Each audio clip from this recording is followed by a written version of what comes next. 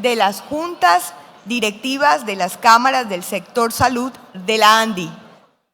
Entonces, invitamos al escenario a Sandra Palacios, presidenta de la Junta Directiva de la Cámara de Gases Industriales y Medicinales de la ANDI, Álvaro Puerto, presidente de la Junta Directiva de la Cámara de Instituciones para el Cuidado de la Salud de la ANDI, Andrés Barragán, vicepresidente de la Junta Directiva de la Cámara de Aseguramiento en Salud de la ANDI, Andrea Cataño, presidenta de la Junta Directiva de la Cámara de Dispositivos Médicos de la ANDI, a Olga Lucía Cadena, vicepresidenta de la Junta Directiva de la Industria Farmacéutica ANDI, y al doctor Anuar Rodríguez, vicepresidente de Salud de la ANDI, quien será el que moderará este espacio. Adelante a los panelistas.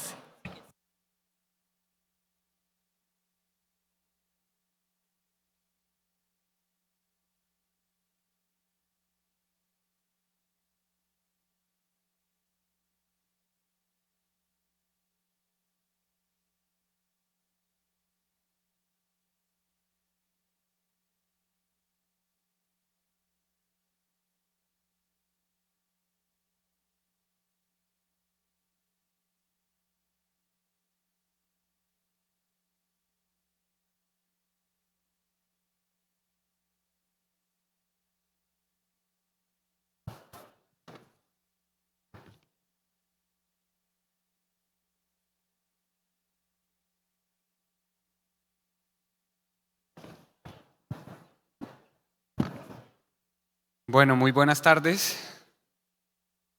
Ya en este último espacio de nuestro Foro de la Salud y 30º Foro Farmacéutico de la ANDI, pues quiero darle la bienvenida a nuestros presidentes de las juntas directivas de las cámaras de la salud.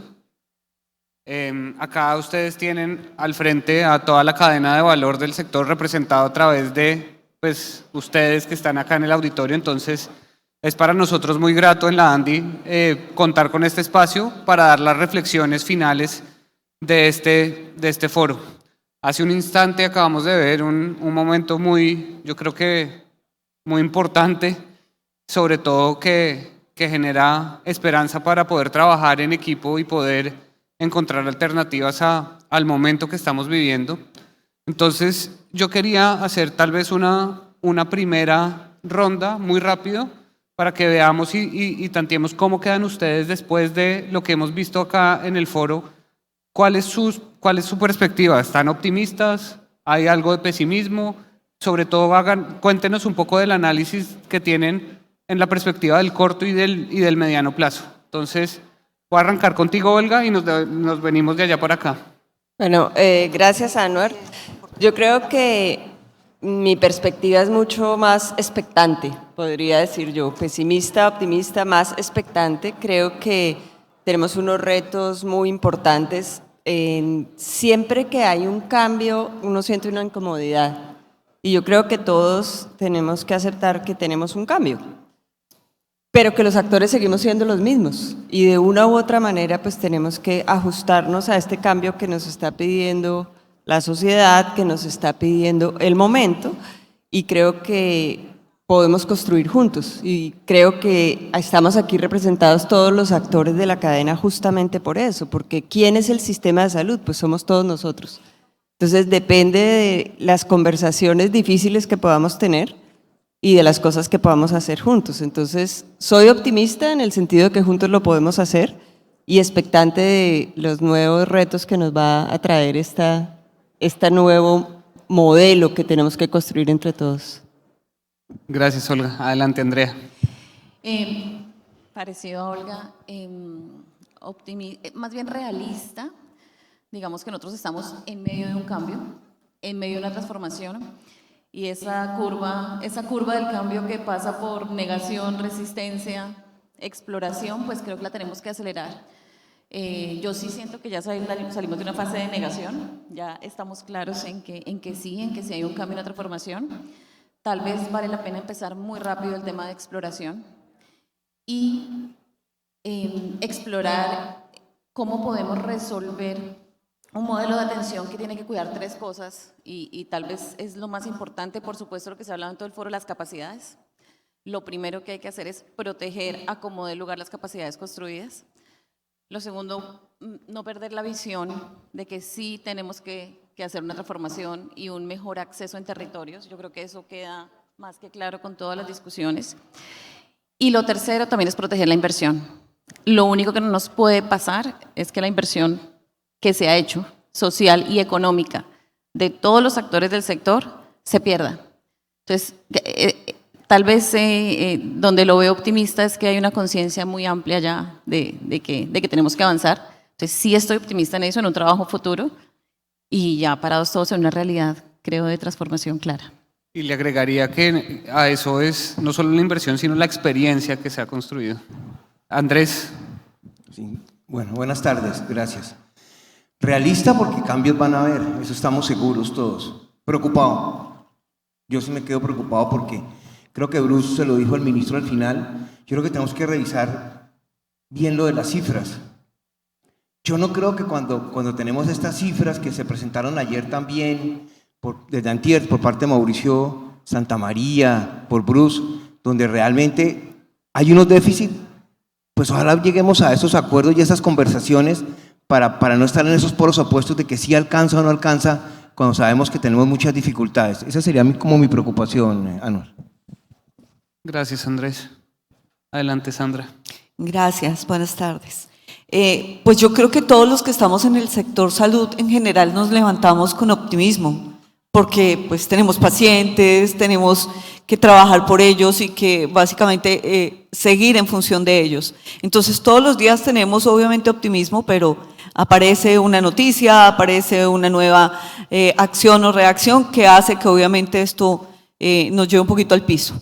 Pero pues tenemos que seguir trabajando, tenemos que seguir haciendo. Está claro que lo que acaba de pasar aquí es, por el contrario, un bálsamo de optimismo para saber que si nos sentamos todos a trabajar en pro y en beneficio de los pacientes, pues muy seguramente lo vamos a lograr y por efecto pues estaremos bien todos. Entonces creo que sí debemos seguir apostándole.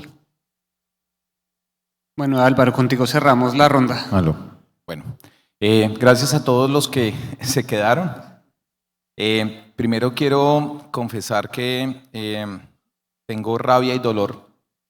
Y tengo rabia y dolor no solo por lo que pasa, sino por lo que quizás no estamos haciendo que deberíamos hacer. Y es que gran parte de la solución, el superintendente decía que si se requieren suficiencias o eficiencias, y se requieren las dos, pero una parte nos corresponde a nosotros, y son las de eficiencias. Y ahí podemos hacer cosas. Entonces, espero que podamos canalizar ese sentimiento que muchos tenemos en función de desahogarlo, soltarlo en términos de terapia y poder ser proactivos para seguir adelante. Somos resilientes, somos un país que es bastante resiliente y quiero decir dos cosas, no sé si después me vuelvan a invitar, pero la primera es que quizás este ha sido uno de los velorios más caros porque arrancamos con unas noticias que son devastadoras para el país y eso nos genera dolor. Pero hay que recordar que el hecho de que estemos sentados al frente no significa que seamos espectadores. Somos nosotros quienes trabajamos en las organizaciones, quienes podemos hacer que las cosas pasen. Y nos corresponde con el esfuerzo, Andrés, que han hecho ustedes en Sura, en otras instituciones, de seguir adelante. Corresponde el hecho de que ustedes ojalá se pudieran quedar, Sura se pudiera quedar, significa que nosotros como prestadores, los pacientes, los usuarios y los demás actores, hagamos un esfuerzo adicional. Quizás hemos hecho muchos, pero vale la pena que hagamos uno más, para que valga la pena haber estado aquí. Bueno, gracias, Álvaro. Y creo que con tu respuesta das el paso perfecto justo para pasar a ese tema propositivo. Vimos hace un instante cuando daba las palabras Bruce y resaltaba la participación del sector privado. Esa ha sido fundamental para incrementar la calidad y la excelencia en la prestación de servicios, pero también de la presentación del ministro se veían pues, muchas brechas en algunas partes del país. Entonces, quiero que hagamos la reflexión de cómo se puede focalizar el aporte y el esfuerzo del sector privado para llegar a esas zonas dispersas. Entonces, devolvámonos. Álvaro, adelante. Bueno, yo creo que hay que pasar a la acción. Algunas organizaciones hemos hecho un trabajo enorme por trabajar de manera colaborativa entre lo público y lo privado. O sea, vernos que es una camiseta, la otra no sirve. Y quiero colocar el ejemplo de la S Vidasinú en Montería y Auna, donde se llega a 180 municipios en una ruta de cáncer en Córdoba. Se organiza el tamizaje, el paciente navega, llega a la S, que por cierto es muy bonita, y al final se conecta con la unidad oncológica, donde no solamente es atender a los pacientes, sino capacitar para que haya un diagnóstico más rápido y oportuno. Esos son los cuentos que tenemos que contarnos, porque esas son las experiencias que no estamos viendo.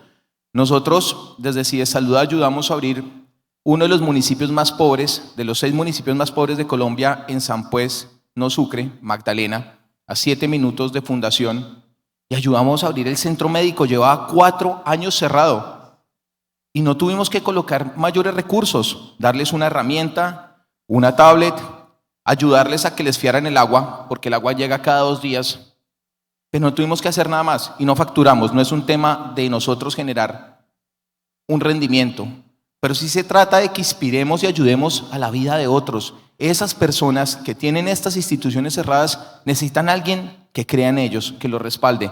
Entonces, quiero invitar, porque aquí estamos toda la cadena, y desde la ANDI dice más país, y más país no significa trabajar entre lo público y lo privado. Pasemos a la acción, no hay que hacer propuestas, no hay que pedir permiso, solamente hay que tener la voluntad de querer hacer las cosas, y vemos casos exitosos como el de Auna y la S Vidasinú. Gracias, Álvaro. Sandra. Ok, mira, desde el sector de gases industriales y medicinales, indiscutiblemente la ruralidad es algo en donde trabajamos todos los días. Nosotros llegamos a muchos municipios muy lejanos, con unas dificultades inmensas, y tenemos toda la intención y toda la voluntad de hacer que esta brecha entre lo urbano y lo rural obviamente se disminuya, pero no depende solamente de nuestra intención y nuestra buena voluntad. También nos encontramos que hay sitios donde ni siquiera podemos pasar porque no hay infraestructura, no hay vías, no hay acceso, temas de seguridad. Entonces, esta disminución indiscutiblemente en estos 2 sectores, pues tiene que ser articulado y va de la mano, ¿sí?, del trabajo que hagamos desde el gobierno, que se haga desde el gobierno, y que nosotros desde el sector privado ejecutemos. Nosotros sí realmente trabajamos mucho en el sector rural y de pronto no se ve. Tal vez mucha gente ni siquiera lo conoce. El tema de oxígeno y el tema de todos los gases fue relevante e importante en la pandemia, y luego vuelve a pasar ahí a un término medio donde no, de pronto no se conoce la labor que realmente hacemos, ¿sí? Atendemos más de 1.200.000 personas en sus domicilios, y no todos son urbanos, una gran mayoría son rurales. Entonces, queremos obviamente seguir creciendo, queremos seguir abarcando en el territorio, pero esto es un trabajo articulado y necesitamos obviamente infraestructura, vías, conectividad para poder hacer que realmente esa brecha disminuya. Es una buena reflexión llegar también con la presencia de otros sectores para poder hacer un cierre de brechas estructural. Muchas gracias, Sandra. Andrés, de esto tú ya hablaste ayer en el panel, pero igual estamos dispuestos y ávidos para que nos cuentes un poco más. No, yo creo que nadie en Colombia, en el sector salud, ha negado que tenemos territorios alejados, territorios como dice Álvaro, a los cuales no hemos podido llegar y que es muy difícil llegar. Creo que siempre hemos apoyado la idea de cómo llegar a esos territorios en cualquier proyecto de ley o en cualquier cambio que hagamos hacia futuro. Uno de esos lo dijo el ministro cuando hablamos con él, cuando hablamos de territorialización, especialmente en las EPS, decirle, yo puedo tomar poblaciones en territorios, pero que sea concentrado, porque es que atender 5, 8, 100 es difícil. Y yo creo que ya el gobierno está pensando en que en la territorialización es una manera de hacerlo. Y esa manera de hacerlo creo que también, Anuar, pasa también por la manera en que se atienden a los usuarios. Yo lo decía ayer, que me tocó hablar a mí, y creo que el ministro lo planteó correctamente, es tenemos que flexibilizar algunas situaciones en Colombia que no nos permiten que un auxiliar de enfermería haga cosas que porque la norma no lo permite, pero para territorios lejanos es la solución. Entonces, sí estamos de acuerdo en que el trabajo rural, en que desarrollar lo rural, desarrollar todo lo que sea territorios alejados, hay que trabajarlo en compañía de los entes territoriales. Creo que el mayor ejemplo fue la pandemia. Y claro, Bogotá es una ciudad grande, pero ese trabajo conjunto con el ente territorial funciona y tiene que funcionar en todo el país. Así que en lo que tiene que ver con territorios, con la zona rural, yo sí creo que hay un trabajo grande por hacer y creo que todos lo reconocemos. Muchas gracias, Andrés. Andrea. Dispositivos médicos. Y justamente entendiendo, yo escuchaba a Álvaro de allá para acá y es, ¿cuál es el rol del sector de dispositivos médicos en el tema de cerrar brechas de acceso y generar una gestión en salud sostenible? Porque es que lo que yo siento que pasa con zonas dispersas es que entro y salgo por la dificultad, entonces entro y salgo.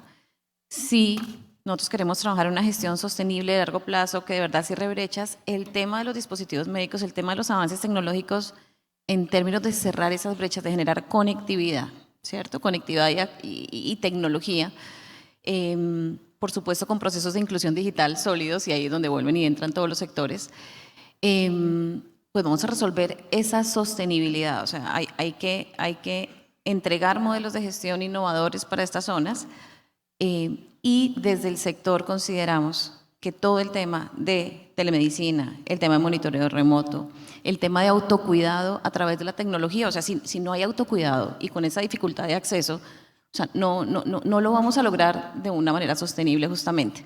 Entonces, y tú dices desde el sector privado, entonces es la suma de los dos, privado y específicamente el sector de dispositivos médicos, nosotros sí sentimos que tenemos unas herramientas muy potentes. Lo que hay es que activar, lo que hay es que conectar, lo que hay es que elegir territorios o trabajar con base en caracterización, pero ahí sentimos que hay una respuesta grande, justamente con el tema de tecnología e innovación incremental que resuelve. Gracias, Andrea. ¿Y tú, Olga, para finalizar? Bueno, yo digo que efectivamente en este foro reafirmamos todos, como lo decía Bruce al final, que hemos abandonado de cierta manera los territorios y tenemos que ir ahí. Segundo tema, tenemos que ir en conjunto. Uno solo no hace nada. O sea, yo no puedo llevar un medicamento a un territorio si no tengo la logística para hacerlo, si no hay un médico que haya hecho un diagnóstico. Pero no debemos hacerlo abandonando lo que hemos hecho bien en las ciudades. O sea, cuando uno se imagina un nuevo o un ajuste, dice, ok, yo tengo que llegar a los territorios. ¿Cómo hago para llegar a los territorios sin desarmar lo que tengo en las ciudades y lo que hoy la gente aprecia del sistema de salud? La tecnología seguramente nos va a ayudar, la logística nos va a ayudar y empezar a hacer foco, empezar a hacer, como lo decía Bruce en su discurso de apertura, pilotos en los sitios que definamos con el gobierno porque tenemos que ir juntos. La salud empieza porque haya agua, porque haya alimentación, porque haya educación en salud. Entonces, el sector privado solo tampoco va a lograr un esfuerzo sostenible y permanente. Tenemos que ir juntos, escoger unos pilotos y empezar a mostrar que somos exitosos en los territorios. Tenemos una deuda con la sociedad que es hacer eso y lo tenemos que hacer entre todos. Yo creo que ese ha sido uno de los mensajes transversales a lo largo de estos 3 días. Yo el día 1 hablaba de ese espacio para confluir, para llegar con los esfuerzos. Bruce lo mencionó también en el marco de esa estrategia territorial, muy enfocada en identificar pilotos y en llevar allá el esfuerzo. Hoy lo vimos también un poco en las discusiones también en la mañana frente al tema de confianza y generar pues mecanismos de trabajo en conjunto. Creo que esa es una reflexión muy buena que está saliendo de la discusión a lo largo de este foro, que ha tenido altos y bajos en términos emocionales importantes que vale la pena también mencionar. Yo quiero, muchos hablaron de la pandemia en sus intervenciones previas. ese fue un momento donde se pudo trabajar en equipo. Quiero hacer una reflexión de cómo se podrían recoger esas lecciones aprendidas durante la pandemia, sobre todo nuevamente en el trabajo en equipo, para aplicarlas al contexto actual de crisis. Y pensemos un poquito en la charla de esta mañana del profesor Dolan, cuando nos mencionaba que muchas veces terminamos es por no reconocer en el marco de nuestro análisis individual que la posición del uno y la posición del otro pueden tener algunas similitudes importantes, y eso es un camino para también entrar en generar confianza. Entonces, empecemos por Andrés y ya les voy dando la palabra. Listo, Donald. Primero, confianza. Yo creo que la pandemia nos puso contra la pared, que terminamos y comenzamos esas etapas de confianza que no hay que parar. Y que no se nos olvide el principio básico de lo colectivo y lo individual, que tiene que trabajar en conjunto. O sea, si hay acciones individuales, hay que compartirlas con las acciones colectivas. Y esa es la manera en que creemos nosotros que esa construcción a través de confianza es la que nos va a llevar a los territorios. Yo creo que esa separación que hubo entre los entes territoriales y las administradoras, en donde hubo una desconfianza por lo que hacía uno y por lo que hacía el otro, se nos olvidó que unos hacen unas cosas y otros hacen otras, y hay que complementarlas. Y yo creo que la pandemia fue el mejor ejemplo cuando lo complementamos, cuando yo pongo el equipo, yo pongo los vacunadores, o yo pongo los que toman las muestras, yo las proceso, las procesamos juntos. Eso es lo que toca volver a construir, confianza para poder, ¿quién conoce los territorios mejor que las personas de los territorios? ¿Quién puede conocer más de salud que las personas que trabajan en salud? Esa confianza es el principio básico para construir hacia el futuro. Gracias, Álvaro. Sigues tú. No, porque voy a ser un poco irreverente y voy a tratar de conectar la pregunta con algo que quiero decir. Y es que, desafortunadamente, cuando pasa una catástrofe, somos capaces de unirnos. Y ahí no importa la camiseta, el partido político, la camiseta de fútbol ni nada. Ahí sí nos unimos. Y yo quiero recordar que en este momento, este año, vamos a perder más de 9 billones de pesos en el sistema. Y quiero recordar que venimos más de 7 billones y que la suma más de 25 billones de pesos. Y yo quiero invitar al gobierno, a los gremios, que mientras que logramos resolver si es o no es, o quién tiene la culpa, necesitamos liquidez. Nosotros hicimos un trabajo que le pedimos a Sectorial que corriera cifras. Y las cifras muestran que entre septiembre y diciembre se va a cerrar más del 10% de las instituciones de salud. Y no quiero ser alarmista, sino simplemente cojamos las cifras. ¿Usted qué puede hacer cuando tiene una aseguradora, y quiero colocar el nombre propio ejemplo en Sanar, y tiene un patrimonio negativo más de 1.7 billones de pesos? No hay forma, no importa en ese momento, valioso el giro directo, pero ¿de qué sirve si no existe el dinero suficiente? Entonces, quiero advertir, y va a salir el informe próximamente, que mientras que discutimos finalmente si es, si no es, si actualizamos o no actualizamos la UPC, nos estamos quedando sin recursos. Lo hemos dicho en esta agremiación desde los prestadores y lo hemos advertido desde otras agremiaciones como tal. Eso es relevante y le va a pasar a los laboratorios farmacéuticos y a los operadores logísticos. Entonces, esa es una realidad y es importante que esa no depende de nosotros. De nosotros depende la suficiencia, no la eficiencia, sí, para que contribuyamos. Pero estamos en un punto de quiebre y quizás en un punto de no retorno. Entonces, eso es relevante y quiero invitar a que no esperemos a que pase lo que nos pasó en pandemia, donde no sabíamos si íbamos a sobrevivir o no, para que finalmente reaccionemos. Por favor, al gobierno necesitamos que entiendan que mientras que se resuelve esta situación, se requiere liquidez y no pasa solamente por el giro de la UPC, porque el dinero es insuficiente, por lo menos para la prestación, y llevamos 2 o 3 años donde el aumento de las tarifas no supera el 2 o el 3%. Gracias, Álvaro. Una reflexión muy, muy fuerte, pero necesaria. Olga, adelante. Bueno, yo creo que las lecciones aprendidas en la pandemia, lo más importante es que en ese momento el paciente fue el foco, porque el paciente era mi empleado, el paciente era mi papá, mi hermano, todos éramos potenciales pacientes. Y ahí todos nos unimos para ver cómo íbamos a lograr que en prevención no tuviéramos una catástrofe al interior de la familia, al interior de la empresa. Y en la ANDI hubo un esfuerzo maravilloso que fue el tema de vacunar a los empleados y de vacunar a toda la gente que fuéramos capaces de hacer.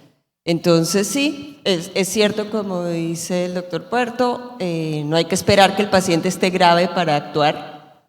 Y tiene que haber un paciente para el cual operar. Si nosotros dejamos que el sistema muera, pues no vamos a poder hacer nada, pero sabemos que ante las crisis podemos hacerlo en conjunto. Entonces, con el paciente en el centro, tenemos que ser capaces de reaccionar, porque no se nos puede olvidar que tenemos 8 millones de pacientes crónicos, que no les puedo decir mañana, bueno, ¿sabe qué? Ya no sé dónde lo atienden, ya no sé quién le da el medicamento, son vidas humanas.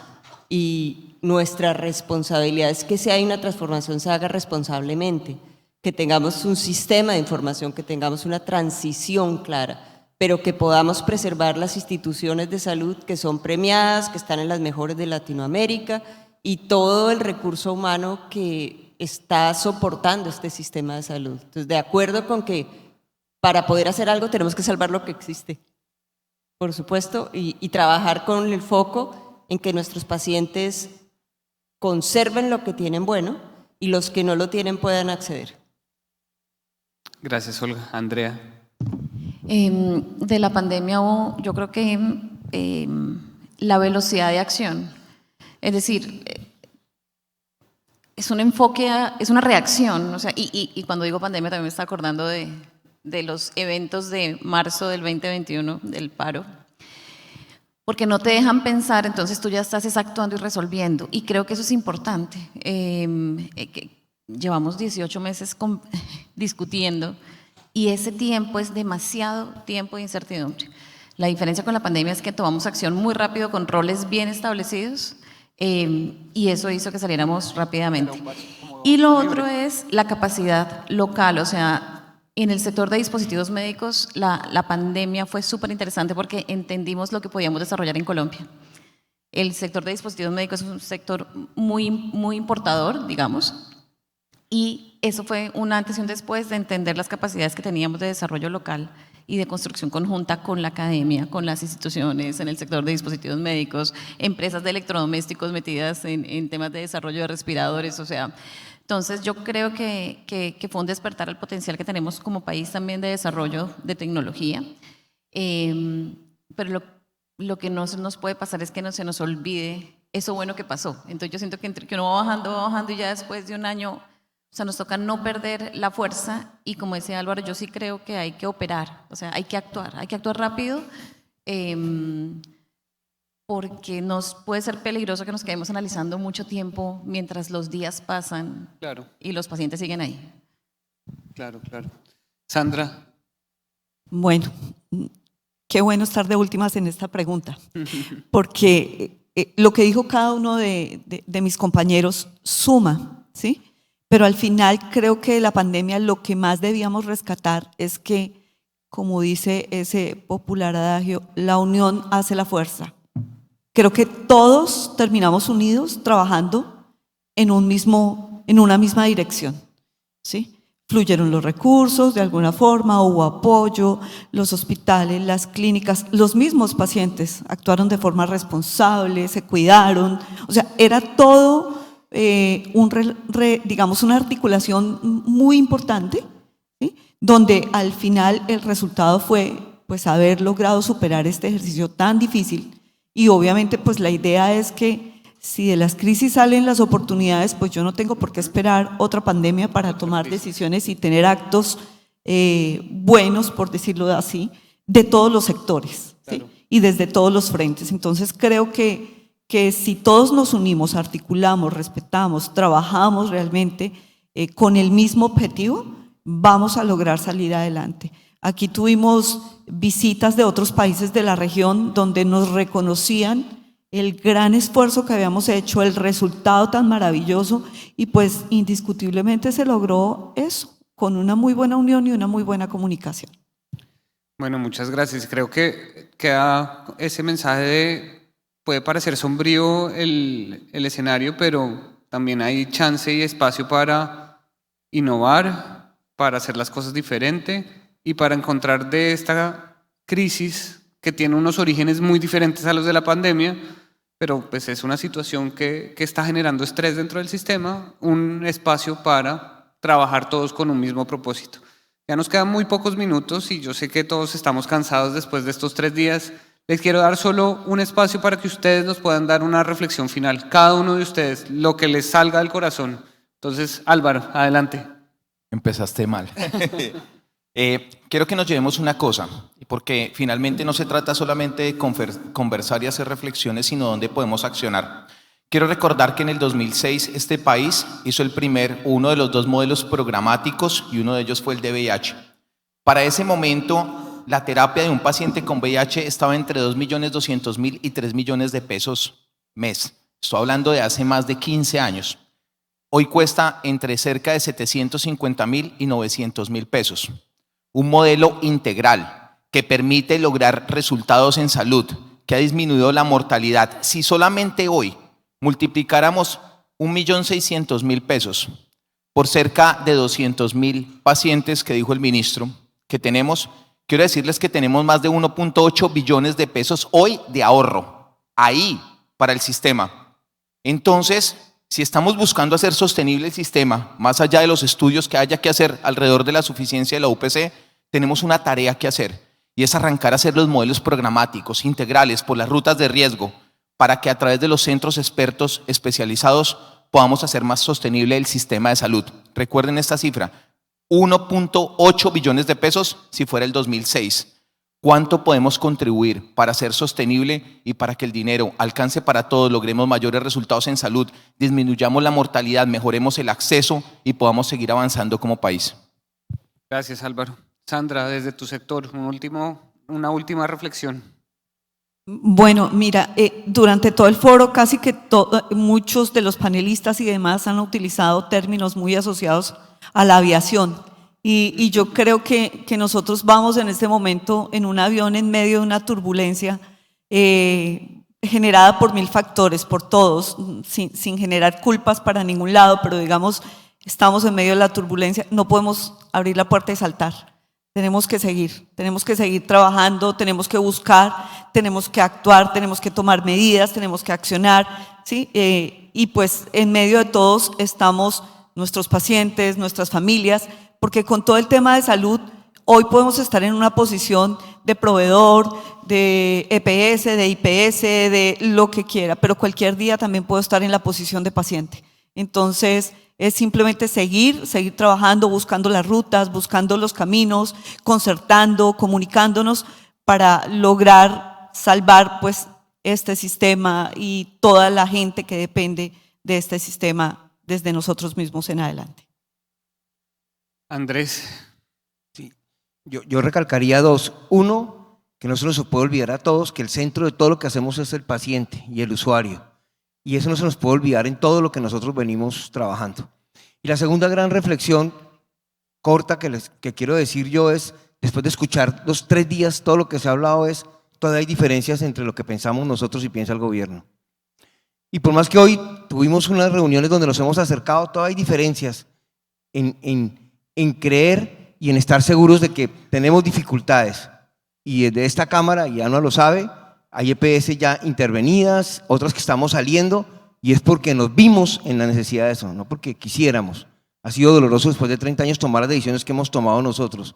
Y yo todavía veo que hay diferencias en esos conceptos y para dónde vamos. Ojalá, repito mi primer punto, que el perjudicado no sea el paciente.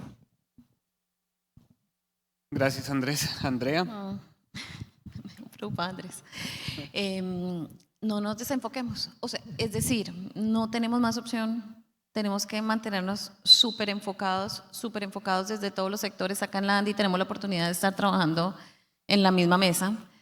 Hay que atender los pacientes, hay que atenderlos bien. Sí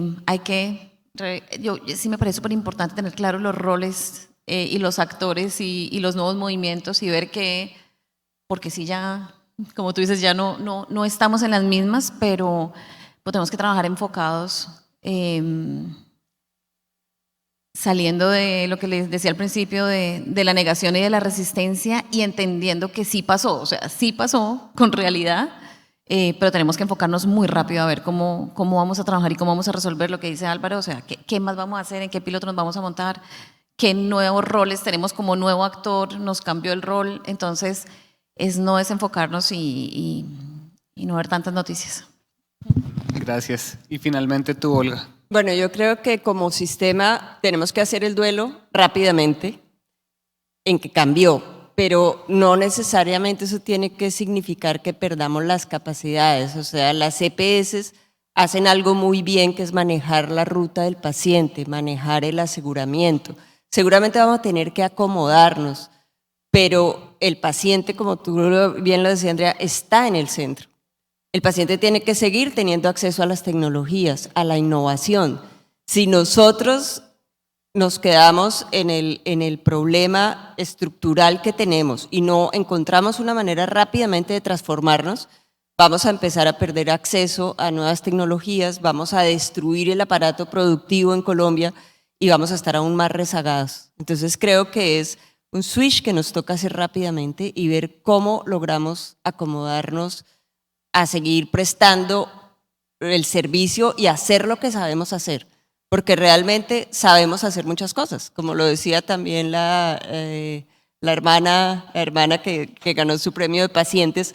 Finalmente entre todos podemos hacer muchas cosas, entonces hay cosas valiosas y hay que trabajar en la confianza y en la transparencia.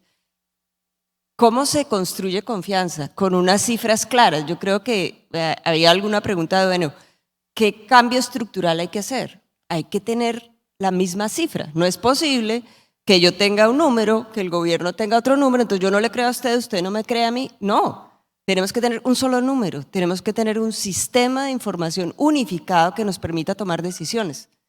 No podemos seguir, es que yo no le creo a usted, es que usted no me cree a mí y al final damos vueltas y no llegamos a una solución. Creo que en la transparencia los números hablan, y los números en que todos podamos creer y tomar decisiones sobre ellos, creo que es una cosa que rápidamente debemos resolver.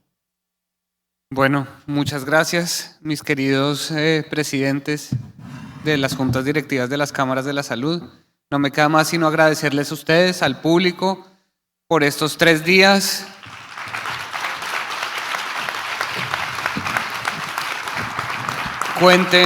Cuenten con la ANDI como mecanismo para catalizar ese esfuerzo grupal y nos vemos el otro año. Muchas gracias.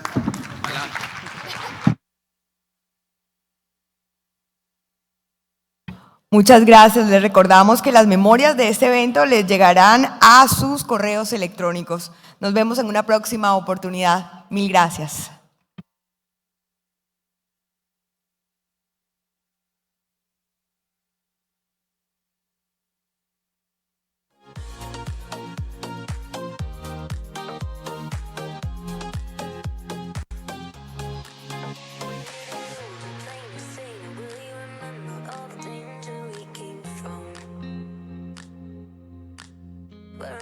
Embers falling, 10th long before the days of no surrender is gone.